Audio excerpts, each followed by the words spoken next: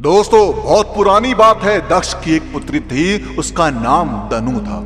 जिस तरह अदिति ने आदित्यों को और दिति ने दैत्यों को जन्म दिया, उसी तरह दनु के पुत्र दानव कहलाए। दनु के दो दानव पुत्र थे, रंभ और करम्भ। वे दोनों ही बड़े क्रूर थे, परंतु उनकी कोई संतान नहीं थी। अतः उन्होंने संतान प्राप्ति के लिए तप करने का निश्चय किया। करम्भ ने नदी में डूबकर और रंभ ने अग्नि के सामने खड़े रहकर कठोर तपस्या आरंभ कर दी। देवता जानते थे कि रंभ और करम्भ की तपस्या यदि सफल हो गई तो उनसे होने वाले पुत्र संसार में और अधिक अनाचार फैलाएंगे। इसलिए देवराज इंद्र ने एक योजना बनाई। उन्होंने मगरमच्छ का रूप धारण किया और नदी में उतरकर चुपचाप करम्भ का पैर पकड़ लिया और उसे खींचकर पानी के नीचे ले गए। करम्भ ने बहुत संघर्ष किया, किंतु वह शक्तिशाली मगर रूपी इंद्र के जबड़े से स्वयं को छुड़ा नहीं सका और मारा गया। रंभ को जब अपने भाई करम्भ की मृत्यु का समाचार मिला तो वह इतना निराश हो गया कि उसने अपना मस्तक काटकर अग्नि में चढ़ा देना चाहा।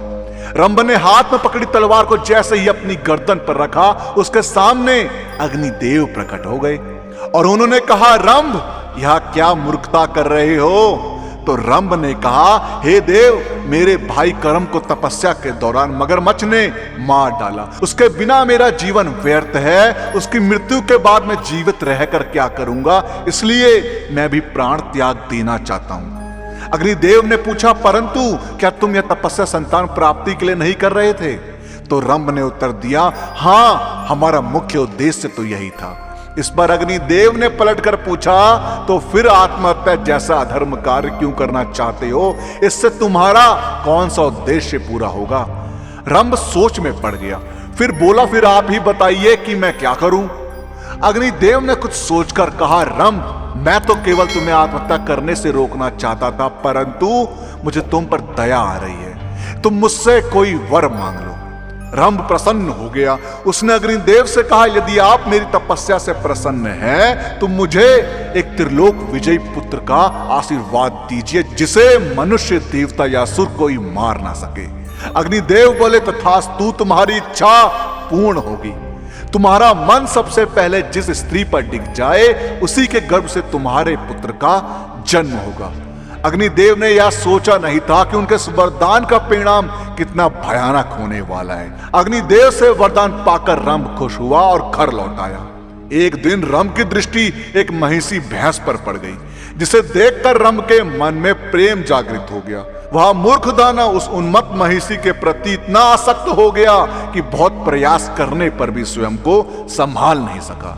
अग्निदेव के वरदान के चलते रंभ द्वारा महिषी गर्भवती हो गई। इसी बीच एक भैंसा भी उस महिषी को पाने की चेष्टा करने लगा। रंभ ने भैंसे को महिषी की ओर बढ़ते देखा तो उसे भैंसे से ईर्ष्या हुई और वह उससे भिड़ गया।